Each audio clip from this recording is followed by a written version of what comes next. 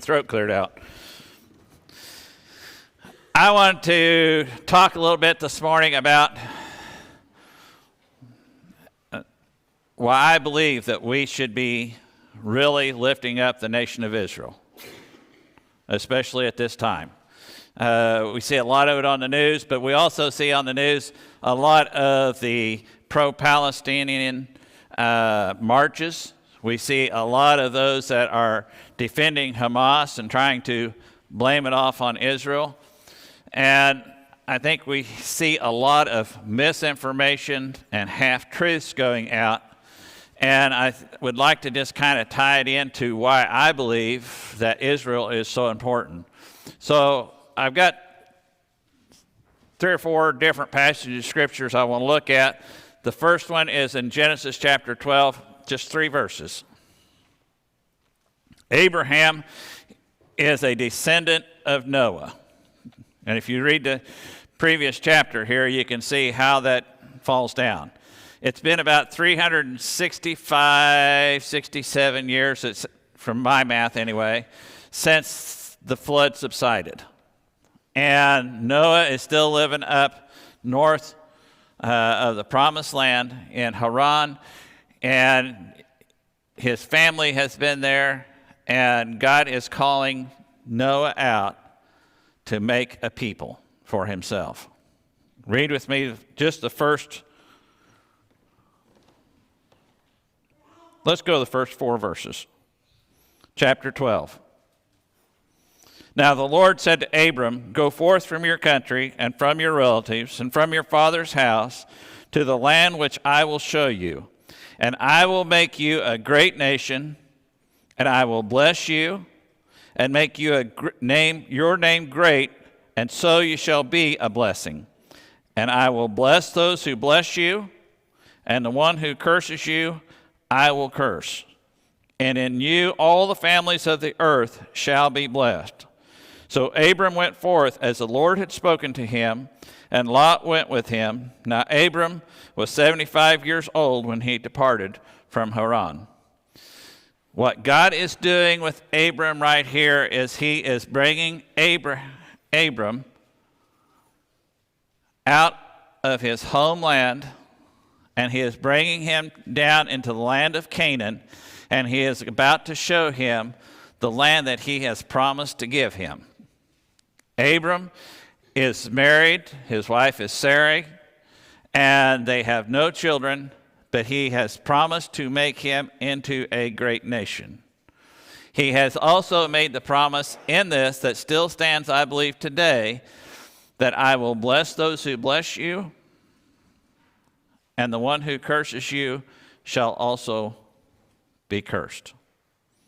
And your name, you will be a blessing to all nations. This is going clear up to present time and beyond from back then.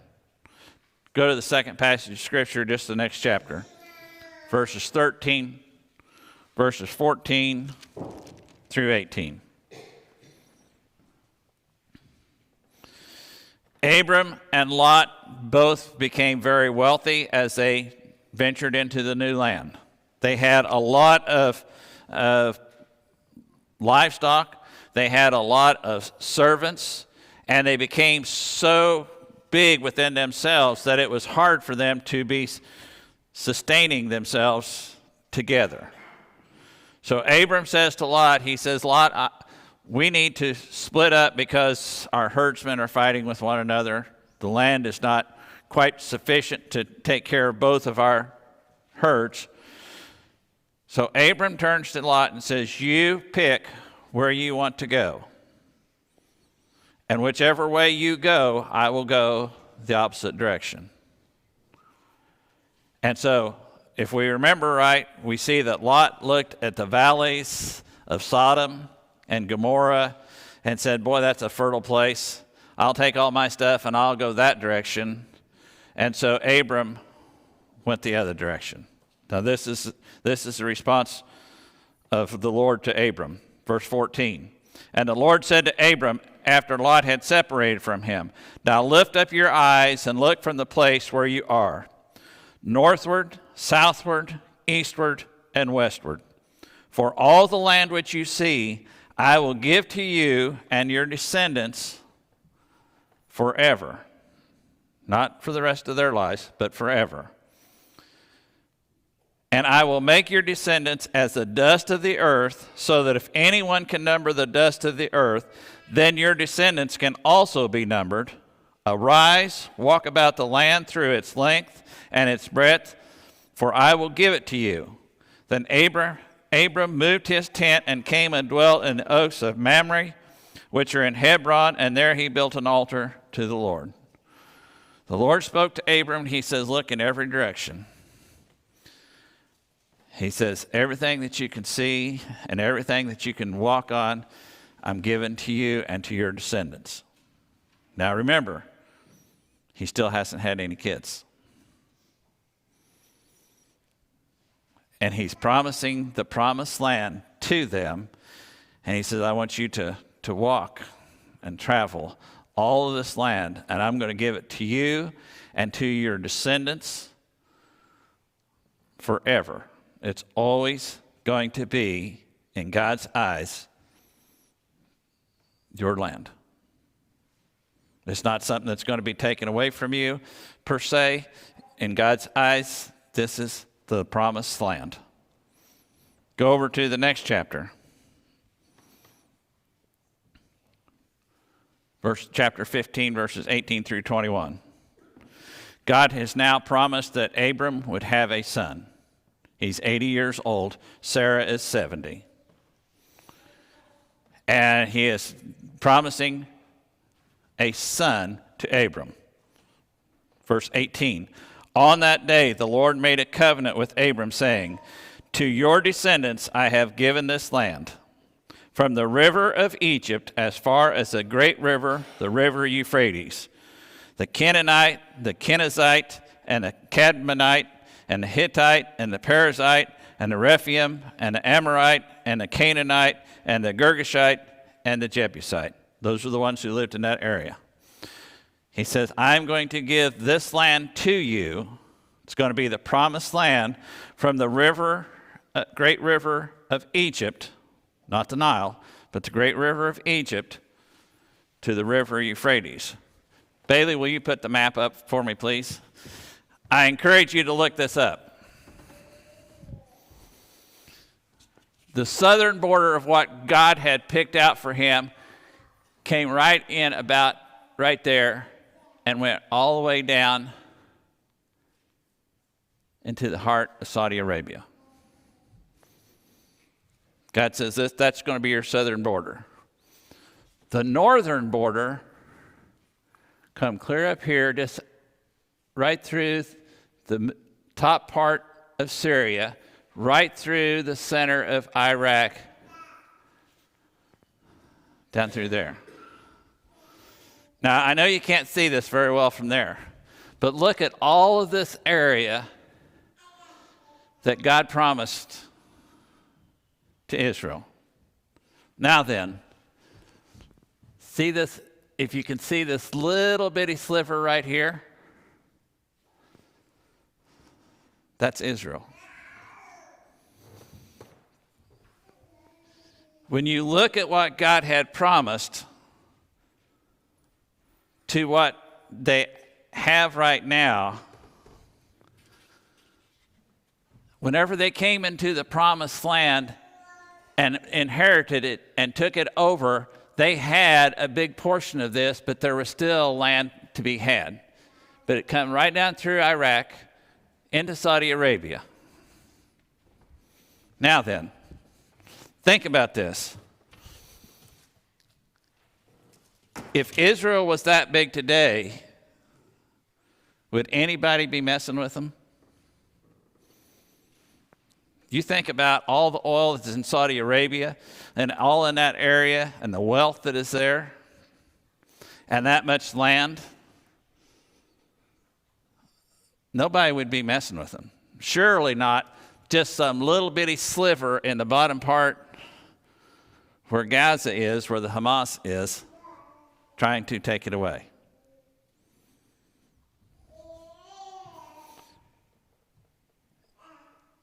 God had made the promise with the children of Israel. Go back to the scripture. I want to read this in Joshua first real quick.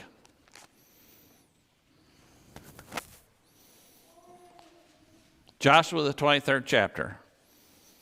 This is after they had been through the wilderness, coming out of slavery. They had spent 40 years in the wilderness so that God could bring up the next generation. They have come into the promised land, and they had possessed it, and the land has been divided up.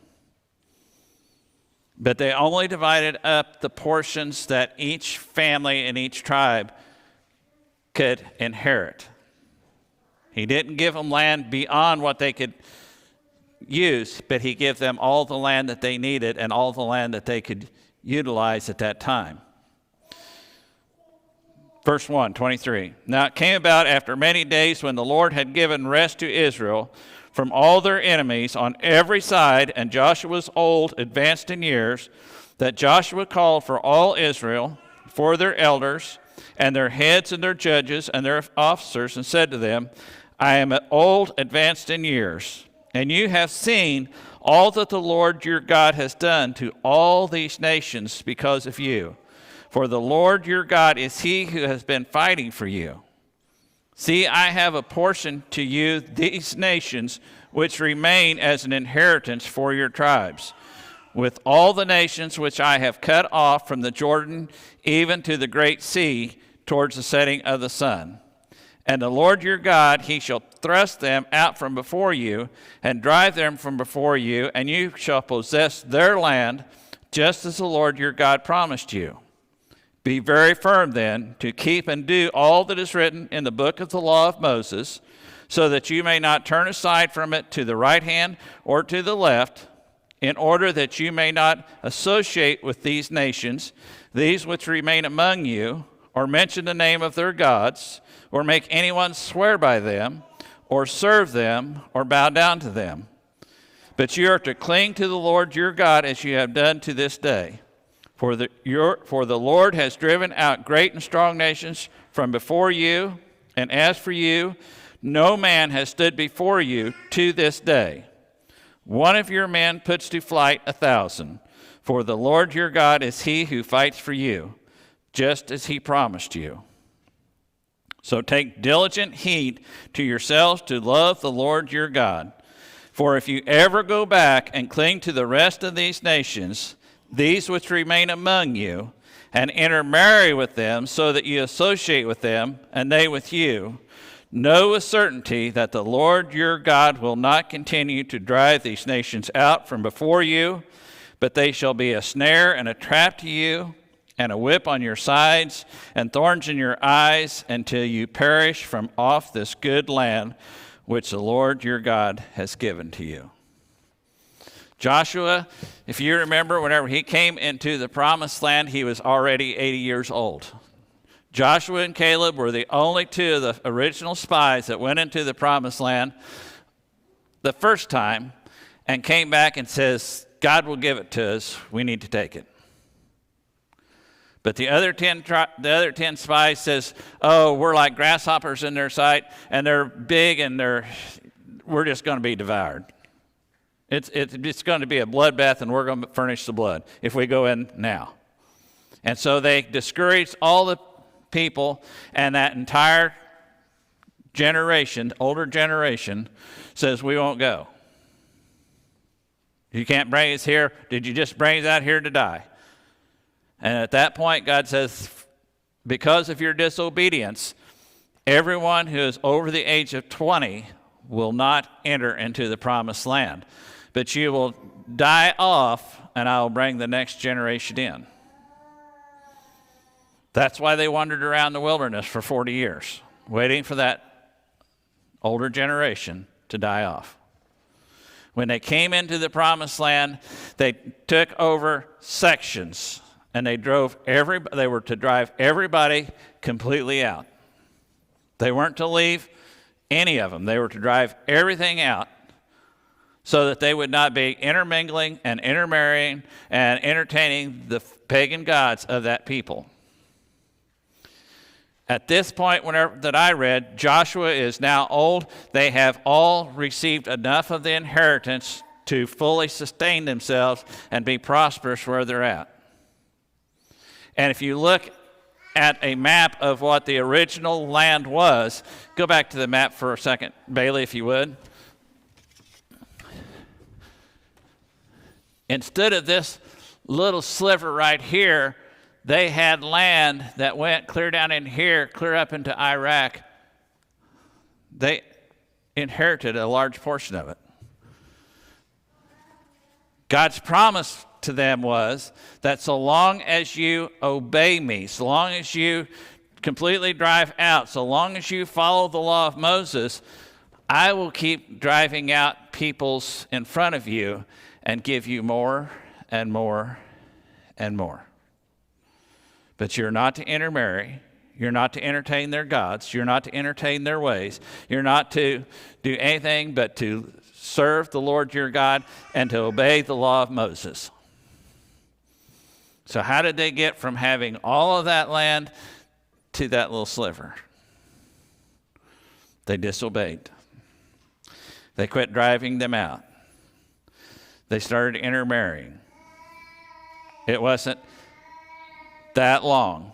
If you read the book of Judges, they would not follow God, and God would bring in other people to come in and oppress them, and they would finally cry out and say, God, you got to save us, you got to save us, and God would raise up somebody and deliver them. And as long as that deliverer was alive, they would follow the ways of God. After they passed away, the people went right back to chasing the pagan gods and living the way they knew they weren't supposed to until they got oppressed again. And then they would cry out to God, God, you got to save us. God repeated through the entire book of Judges. It's just one right after another, after another, after another, after another. The kingdom divided with Rehoboam, who was King David's grandson. And then the kingdom completely fell years later because they kept drifting farther and farther and farther away. And as they drifted farther and farther and farther away, God would send the prophets and warn them to come back or it's going to be costly. And for hundreds of years, Israel didn't even have a nation left. They had lost it basically all. What was once their land was now under government control of somebody else. In the days of Jesus, Judah, which was a small portion of what the original Israel was to be, was under the Roman government. It was not until, I believe, 1948 that Israel became a nation once again. Now then, they have just that little bitty sliver. And ever since then, it seems like they have been under attack and fighting just to hang on to what they've got. They must maintain it. They must defend it. They must fight for it, or they're going to lose it. Because all their neighbors want to wipe them off the face of the earth. They want to completely destroy them. And we can look at that and say, well, that's clear over there. And that's just such a small nation. Why should we be concerned about whether Israel survives or not? If Israel does not survive, Christianity is next. It's already under attack. We have already got a lot of the same philosophies in this country right here, right now, that is trying to destroy Israel. Those protesters that are marching in favor of Hamas, which you think, that's just ridiculous. Why would they be supporting the terrorist? Let's get something a little closer to home and makes maybe a little newer to us. What about defunding the police? What was the purpose of that? It's to forget the victims and feel sorry for those who are the oppressors. And we have seen that over the last few years to where the police have been and the law enforcement have been under severe attack because of these radicals that say we got to feel sorry for them because of the color of their skin or where they're from or just blah, blah, blah, blah, blah. The fact that they're thugs has nothing to do with it. We've got to set them free. We've got to let them do whatever they want to do. How many times have you turned on the news in the last 6 months or a year and saw the results of the smash and grabs and all that stuff? And anybody gets caught, 12 hours, they're back on the streets. They're now finally coming to the conclusion that maybe that wasn't such a bright idea. Problem being is so many of the police officers who were on the force, who were trying to do their job, have now decided that we have no support. We're either going to move to some place where there is, or we're just going to go find something else to do. And bringing them back is not a good option for them, because if they realize that if they come back, their hands are going to be tied and they're still going to have to answer for everything that they do. They can't enforce the law when their hands are tied and they take away everything, every tool that you've got. So it's not working. But it's the same thing that's been going on in this country. And if you look at it, in the other countries where God does not have a priority, it's getting worse and worse and worse.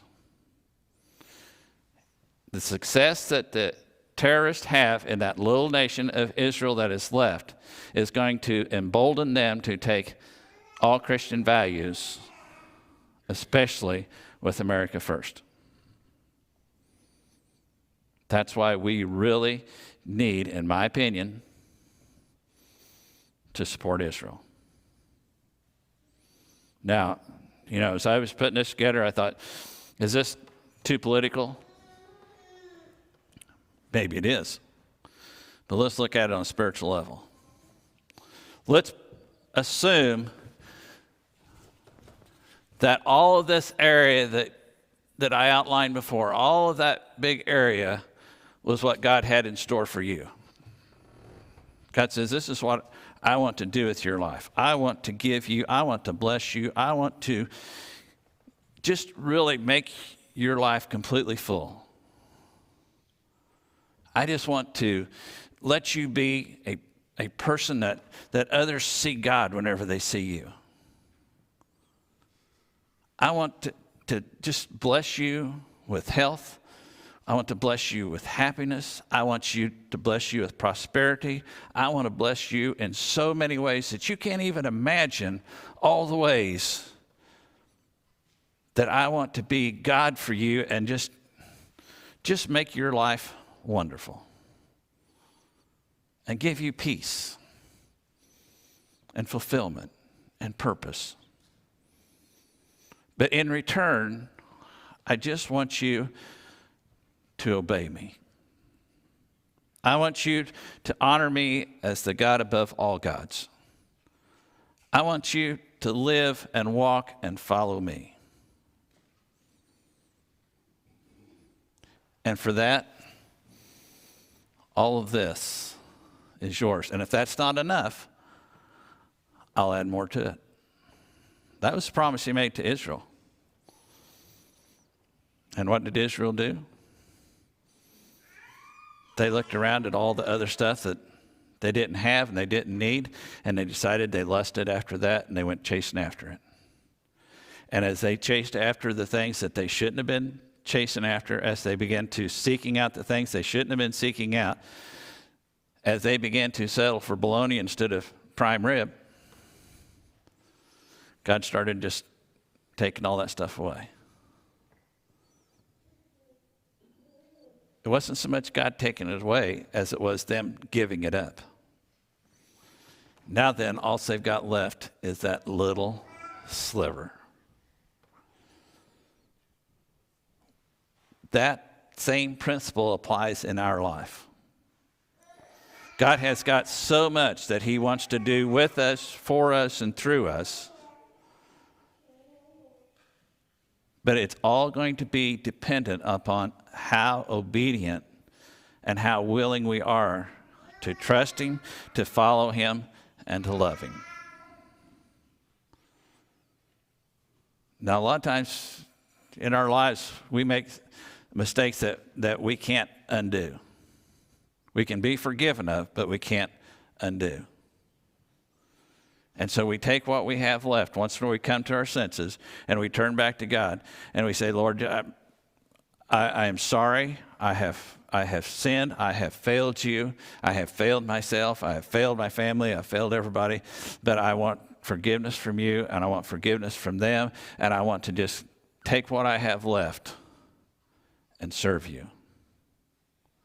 Even if it's just a sliver of what you had intended for me. I want to take what I have left and live it for you. That's what Israel is trying to do right now. They don't have all of this land that they once had generations ago, but they still got a sliver, and they're trying to preserve it in honor of God. Wherever we're at in our life, whatever mistakes that we have made in our life, maybe we have cut down the piece of the pie that God had intended for us, but if we've got a sliver left, we need to be serving God with that and for that. Maybe we've messed up part of it, but what we've got left, God can still use in a mighty way. I am a firm believer. This is me. That if Israel falls, we're next. I really believe that. Because once they can get the chosen land, if they ever get hold of that again and overthrow it, they're coming after us. And every step of progress that the enemy makes emboldens them to reach out. This is the same principle that applies in our lives. Every inch I give the devil, he wants another foot.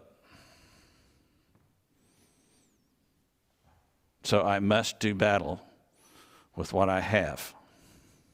God has empowered us through the Word. He has empowered us through the Holy Spirit. He has sent his one and only Son to show us the example of how we ought to live. He has sent his one and only Son to forgive us of the ways that we've messed up. And he has also sent his one and only Son to give us life, purpose, and eternity. Whatever we have left, no matter how big that pie was to start with, we need to live it for God. And I firmly believe that that's what Israel is trying to do right now. They've lost their country once. They lost it for centuries. And even though they've only got a sliver, instead of sitting there feeling sorry for themselves, they're trying to hang on to it. The enemy is saying, oh, but they're the aggressor. No, they are the responder.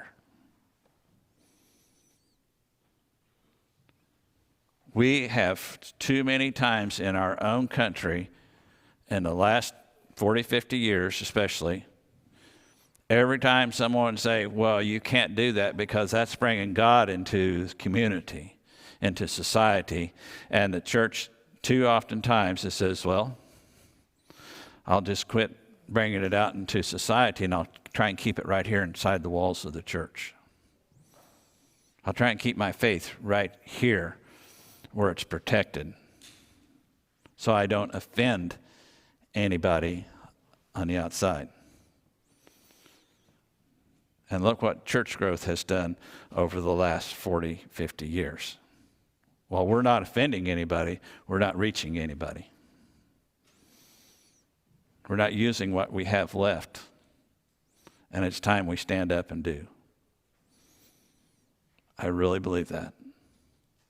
It's time to stand up and speak up and be the light in the community.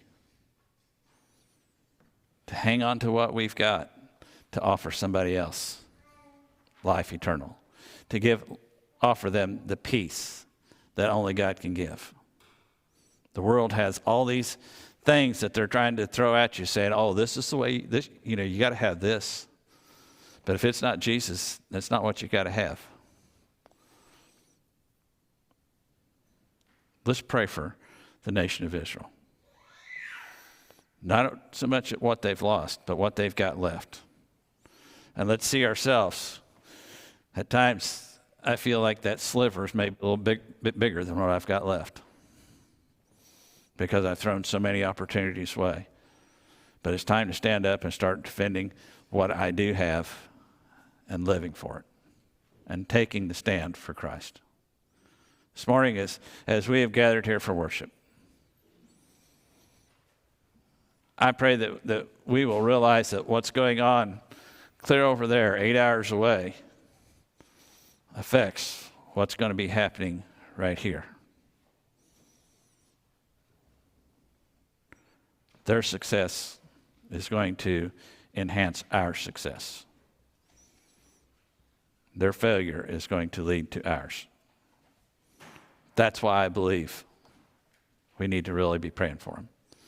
If God has been speaking to your heart this morning about anything that is going on with this, not about Israel, but about in your life.